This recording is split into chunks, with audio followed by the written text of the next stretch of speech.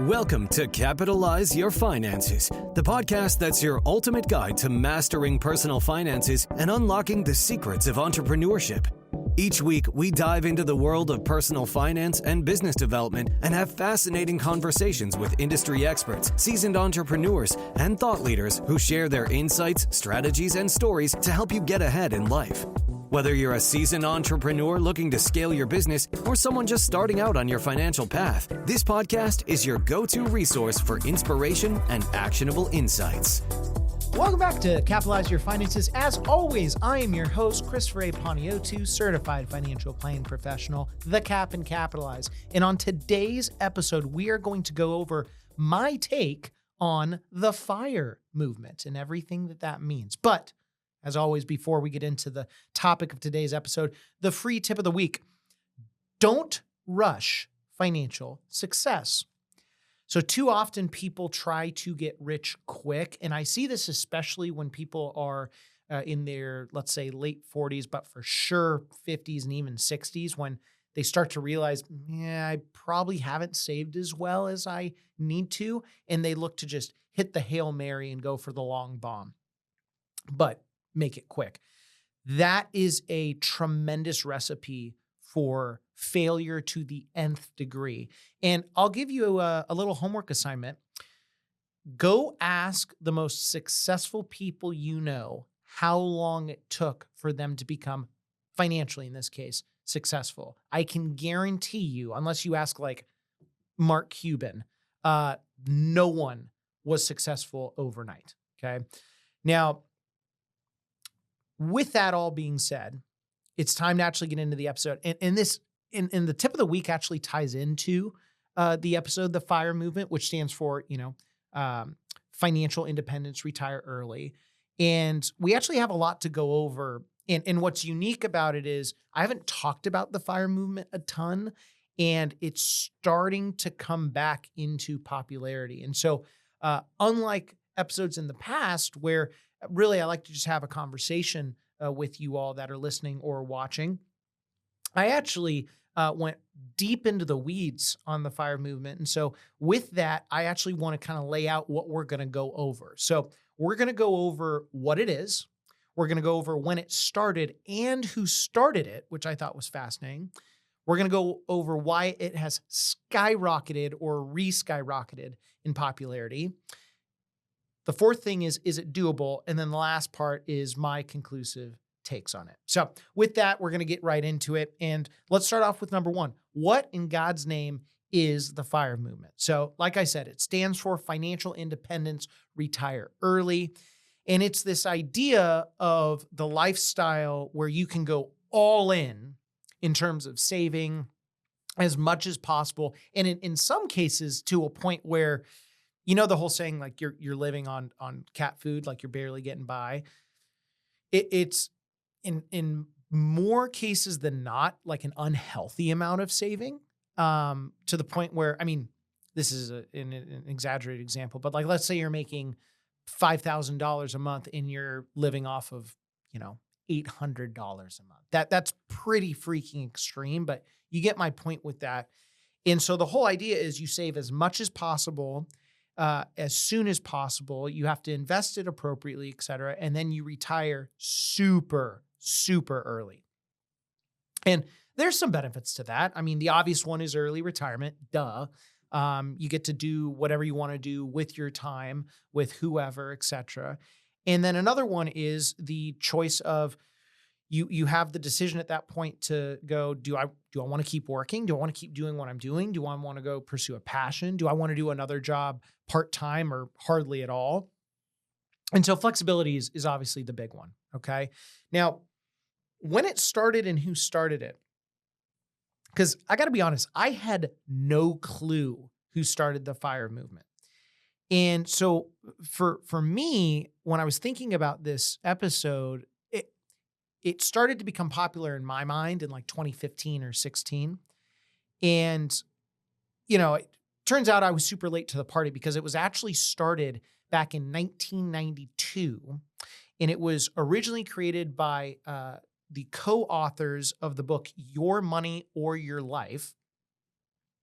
And the authors are Vicky Robin and Joe Dominguez. And so I want to go over Vicky first. So Vicky seems to be, for all practical purposes, the OG of sustainable living, as she went on to write not only this book on finances and the FIRE movement, she wrote a ton of books on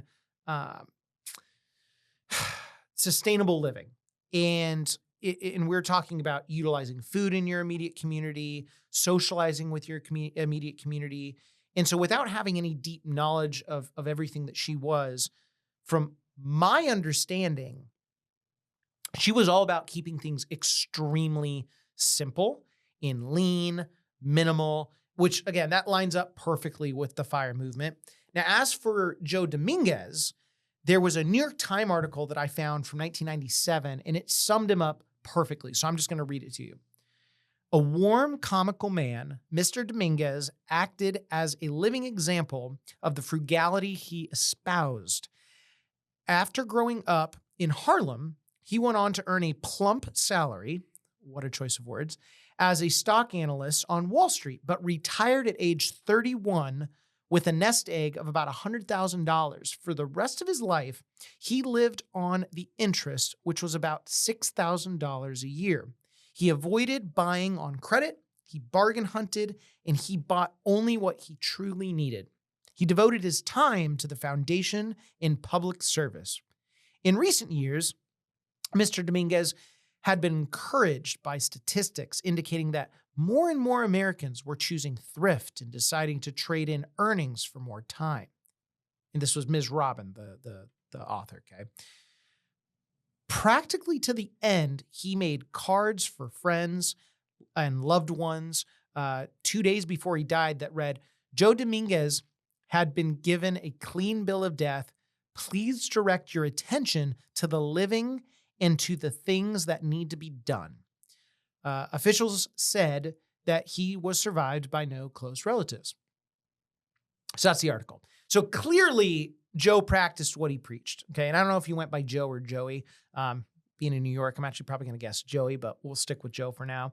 Even though he retired at 31 and lived off of $6,000 a year, I kind of struggle to imagine that. Like that literally. I'm not saying he didn't retire early, but $6,000 a year. I mean, even when you account for inflation and interest rates and all that, especially in New York, I mean, it's not like you're in the middle of podunk nowhere. Like you're in arguably one of the most expensive places in the world. And I'm not trying to, discredit him. I struggle with that. One thing I also struggle with is when he co-wrote this book, it has sold hundreds of thousands, if not millions of copies. And I would imagine that had some serious impact to his overall net worth. And again, I'm not taking away from his living lightly. It's just more of a side note that I wanted to throw out there because more often than not, you see people, whether it's finance or just in the media altogether, they're not really thinking critically about a lot of this stuff, okay? Like just don't take what you read in the world of finance for granted and just at surface level for what it is. You've always got to dig a little deeper.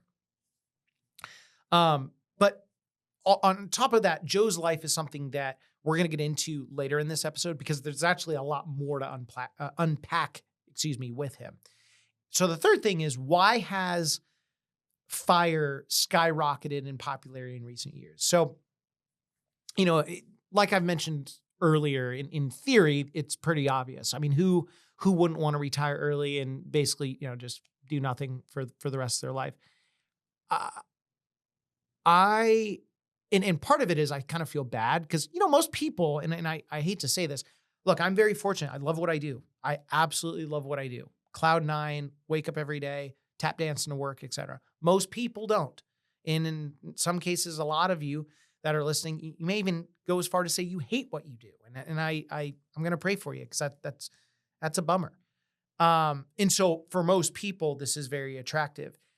Now, as for recent years, why it has skyrocketed in popularity, I thought about this for a second. And then when I went back to 2015 and 16 and when things really started to take off within the movement, it makes sense why specifically FIRE was re-sparked, which that's a pun, but I didn't mean for it to be a pun. So there's a couple of facts and figures. So 2008 was behind us, and that was the stock market crash. And then 2011/12, 13-ish, that's when the real estate market really took a hit. A lot of people get confused and they thought, oh, the Great Recession was just in 2008. That's not the case. It's just, it was such a rough time for a couple years where people just blur it all together. But the fact of the matter is both of those were behind you.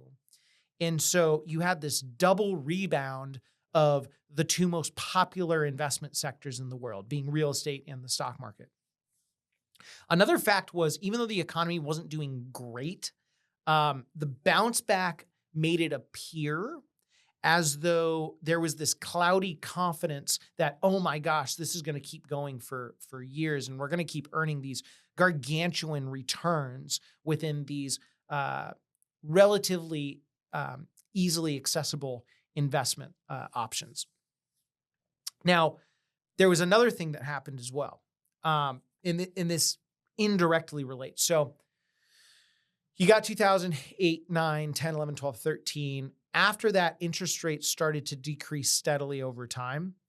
And this acts as jet fuel to people's stock portfolios, real estate portfolios, privately owned businesses, even long-term investments like private credit. That generally doesn't help the cause, but you don't really care because a lot of these other assets are doing really, really well. And trust me, I'm a fan when interest rates drop. In fact, I don't know any business owner that's like, yeah, I would love to pay more interest on my debt. Like, that's never going to happen. But when you line up all of these things, people started getting these, record-setting returns. And in most cases, people didn't know what the heck was going on from an investment standpoint. And so because of this false confidence, it was this kind of subconscious misunderstanding of, oh, FIRE movement, that's a really easy thing. And that is the farthest thing from the truth. So then you add up on top of that 2016, 2017, 2018, 2019, the US economy was on cloud nine and rocking and rolling. And so it just added more gasoline to the FIRE movement, thinking, oh yeah, we can hit the FIRE movement, in instead of, 5 or 6 years, then it became 4 or 3 and then 2. And then, oh, I can just retire in a year. Cause like in 2019, I think the market was up like just a hair under 30%. And so even if you're just a bozo and you did half as well as the market overall, you're still earning a really, really good return. Like, you got to understand, historically, Warren Buffett, the GOAT, has earned just a skosh under 20%. And that is insanity.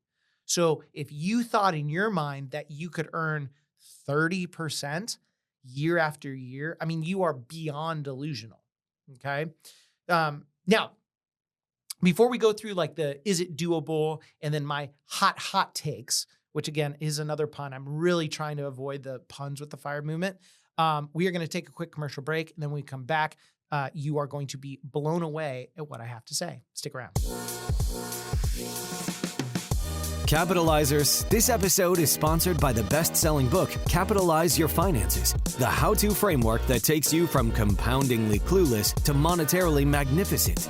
Regardless of where you're at in your financial life, whether you're just beginning to express interest and commitment to your personal finances, at the pinnacle of your career, winding down into retirement, or thinking about your legacy for future generations, this book walks you through every step of the way so you can succeed on your terms and with your own values and passions guiding you.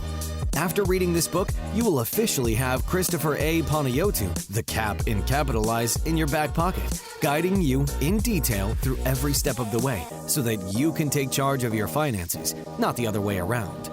Head on over to Amazon.com today and start capitalizing your finances to the fullest with this incredible book, Capitalize Your Finances, the how-to financial framework that takes you from compoundingly clueless to monetarily magnificent. And now, back to the episode. Welcome back to the show. We missed you dearly, and we need to get back into this FIRE movement because I have been dying to talk about, is it doable, and my hot takes with the FIRE movement. So is it doable? Is the FIRE movement doable? So there's the black and white answer with that. And then there's also a more comprehensive answer. So the first answer, black and white, yeah, it is doable. The more comprehensive answer gets way more complex. So for starters, most people they don't have the temperament to stick with the FIRE movement principles, okay?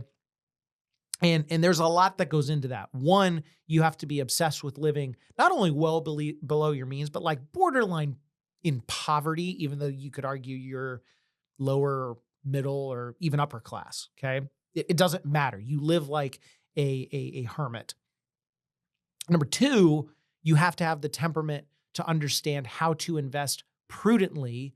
And I hate using the term aggressively, but you've really got to rev that engine, because instead of working over, let's say 30 years, you're maybe only working over 10 or, God forbid 5 or something even shorter than that. So you've got to make some magic happen pretty freaking quickly.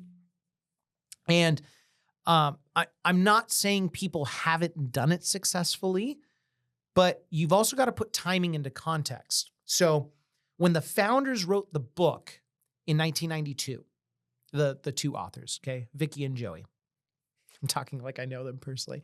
The FIRE movement, it took popularity in the 90s because right when the 90s started, okay, the 80s were not a great time from an investment standpoint, economically speaking, okay? You went from 1972 to 82, where the market didn't do anything. It was one of the lost decades. And then from 1982 to 1987, the market was really rocking and rolling. Some of that was just a rebound. And then people forget the Black Friday crash, where the market was down 25% in a day. And people freaked out. I remember time my grandparents retired a month before that happened. And that, from a behavioral finance standpoint, ruined their emotional understanding of the world of investing, because they grew up in the Great Depression. And then you get to the finish line of, oh my gosh, we're about to retire. We made it. And then you see your portfolio drop 25% in a day after you've worked for, 30, 40 years. So from a timing standpoint, in 1992, a lot of that was behind people. And then, for those of us that were around that remembers this with the 90s, it was pretty hard to screw up, especially during the dot-com boom. 96, 97, 98, 99. I mean, you were earning in the high 30s, and most people did not have a clue what was going on. It was crazy euphoria. Now, right after the dot-com bubble bursted, you had this lapse from 2000 to 2010, which is one of the other lost decades in investing, where the market just took a dump. I mean, it just was destroyed. And then right when things were starting to come out of the dot-com bubble, then you had 2008 and 9 and 10. And so, during that period of time, I was looking this up, and there really wasn't a ton mentioned about the FIRE movement, because let's face it, over a decade, if you earned 0%, that's not going to get you to the promised land of retirement, period, but let alone the FIRE movement. And so, then it makes all the sense in the world after, 2013, 14, 15, things started to come back into popularity. Okay. Now, another possibility of how this could work is, let's take Joe. Let's say that you were crushing it on Wall Street like Joe.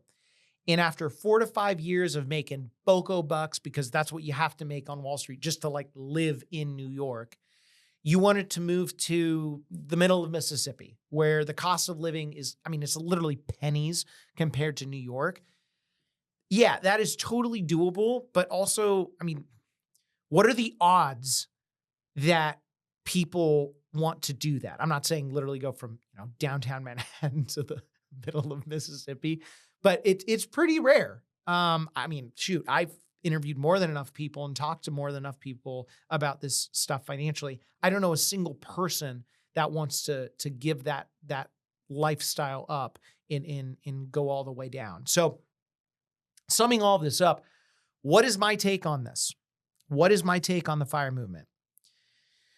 So there's a couple questions I'm going to throw out, and then I'm just going to answer them. So number one, am I a fan of the FIRE movement? So the answer is no. And there are a couple obvious reasons why that I actually mentioned earlier in the show. Number one, I love what I do. So I can't imagine doing anything else. And, frankly, like we've been fortunate enough where, my family and I have been able to travel a lot. And so one of the big motivators for people from the FIRE movement is like, oh my gosh, you can go and travel the world. I don't know. It's the fact that I've got like a toddler at home and, I've got my life, I've got my business here, but I'm just like, no, thank you. Also, there's more specific research on why the FIRE movement can be a burden and a behoovement to people. So those that retire early will statistically have a significantly shorter life expectancy. Not only from an academic side, there's also just the personal side of things. In fact, as of this recording, the day before, I was in my counseling session as I go every 2 weeks. And one of the things that sometimes I struggle with is a number of my buddies. It can be hard to relate because a lot of my friends don't like what they're doing. They don't like to have that pursuit of purpose or drive, whatever the case may be. And that's not to say like, oh my gosh, I'm better. That's not it. It's just when you're on different wavelengths, it can be really hard to relate.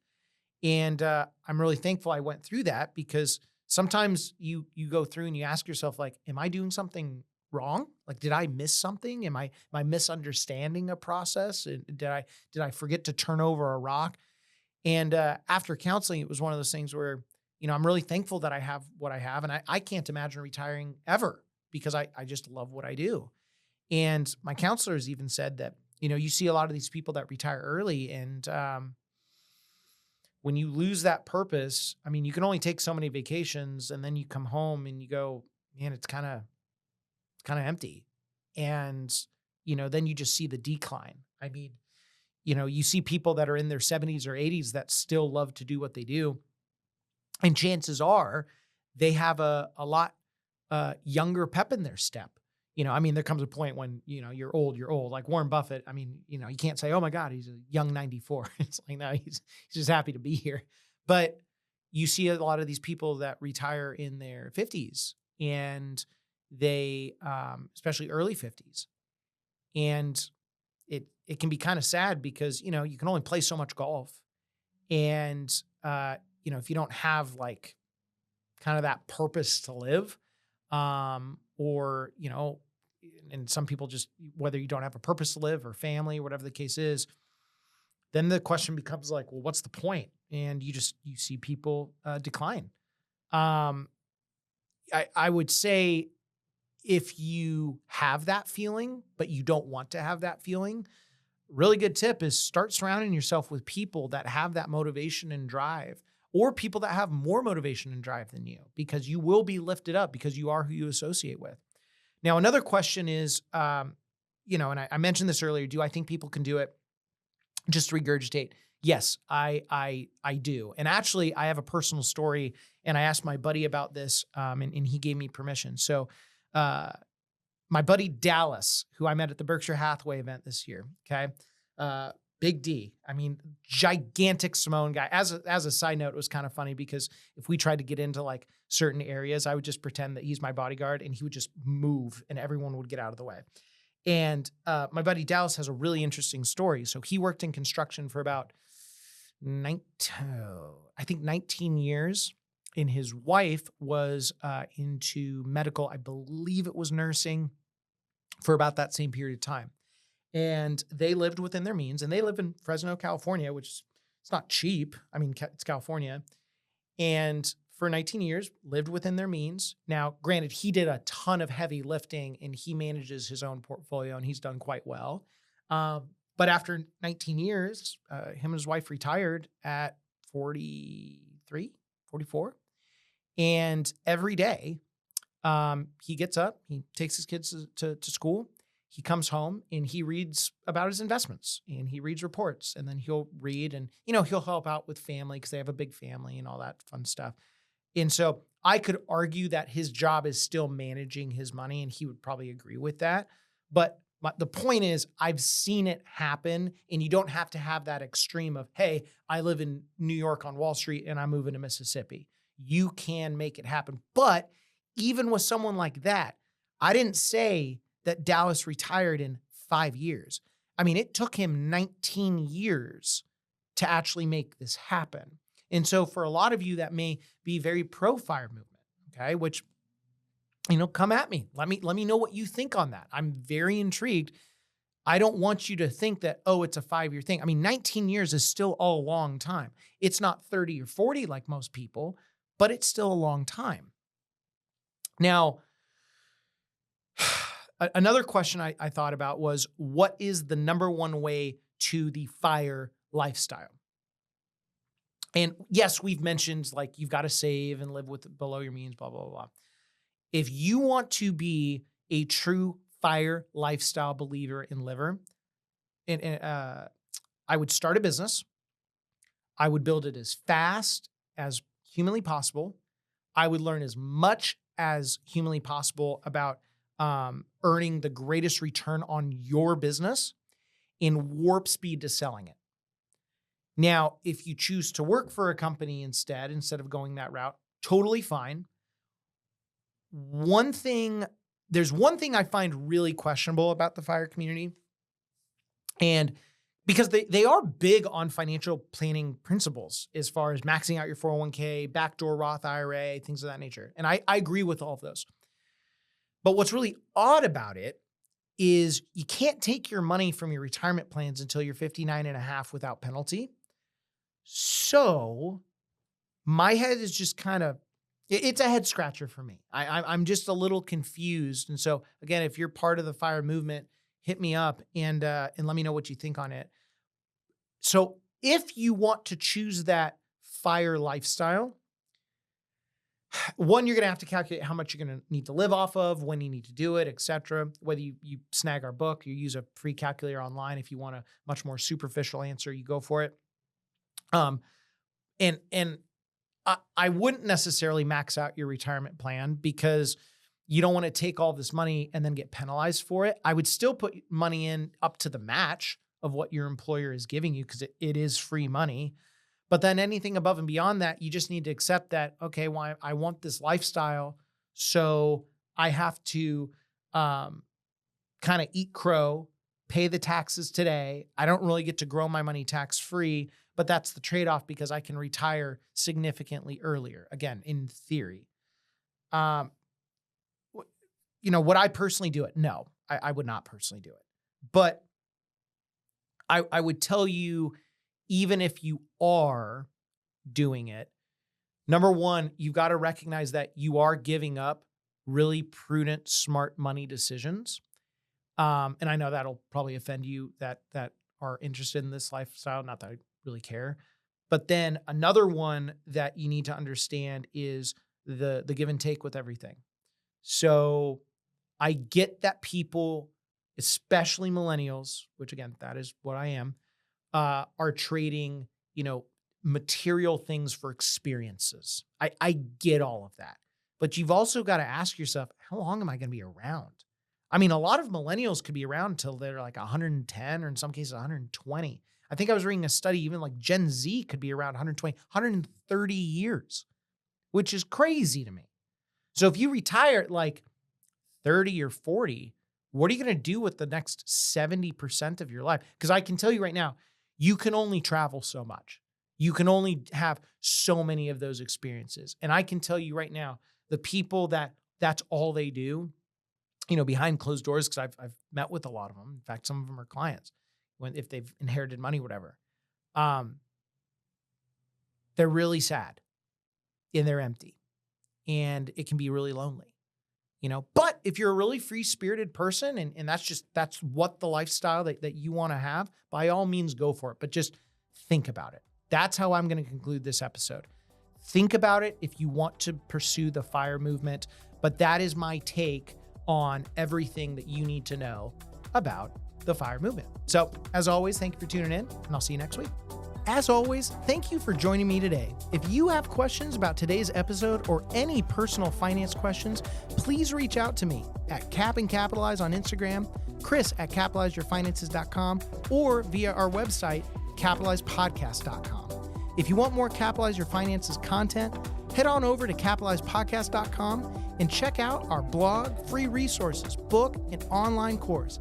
As always, I'm your host, Christopher A. Panayiotou, Certified Financial Planning Professional, the Cap and Capitalize. And until next time, keep capitalizing. The information provided should not be considered specific tax, legal, or investment advice and is not specific to any individual's personal circumstances. These materials are provided for general information and educational purposes based upon publicly available information from sources believed to be reliable. This material was gathered from sources believed to be reliable. However, its accuracy cannot be guaranteed. There is no guarantee that any investment strategy will meet its stated objectives. All investments involve risk, including potential loss of principal. This material should not be considered a solicitation of an offer to sell or buy any specific security or offering. Investors should consult a financial professional to determine whether risks associated with an investment in the shares are compatible with their investment objectives. Examples cited are hypothetical, are for illustrative purposes only, are not guaranteed, and subject to potential federal and state law amendments. There is no guarantee that you will achieve the results discussed or illustrated. Alternative investments like private credit may not be suitable for all investors and should be considered as an investment for the risk capital portion of the investor's portfolio. The strategies employed in the management of alternative investments may accelerate the velocity of potential losses. 401k benefits may be subject to change at your employer, the governing pension, or benefit organization's discretion. Roth IRA distributions of principal from a Roth IRA are tax-free. However, any earnings will be taxed at ordinary income rates, and a 10% penalty tax will apply if withdrawn prior to age 59.5 or within 5 years of the date the Roth IRA was established, whichever is longer. Traditional IRA account owners have considerations to make before performing a Roth IRA conversion.